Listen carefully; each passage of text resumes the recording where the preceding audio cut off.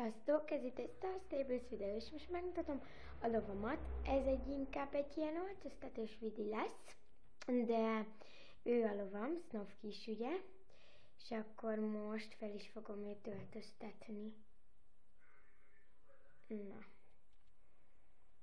Akkor tehát kezdjük. Itt van először legyen ugye ez a takarója. Jó, megvan a takarója, utána jön a nyereg. Jó, megvan a nyereg, utána, hát szerintem jöhet a patkó. Oké. Utána jön jöhet a kantár. Jöhet a nyeregtáska. Hát jó, nyeregtáska.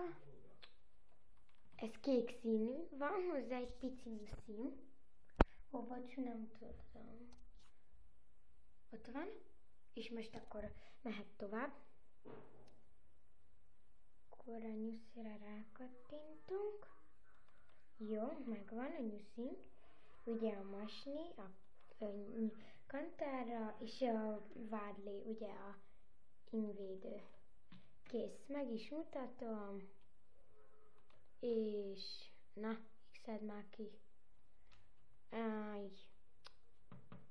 És meg is mutatom a lovam, így néz ki. Ugye itt a nyuszi. Így néz ki. Kész, ennyi. És most üljünk fel. Menjünk szerintem hát nem Fellinek hívjuk, én legalábbis. Aki Fellinek hívja, tudok ugrani.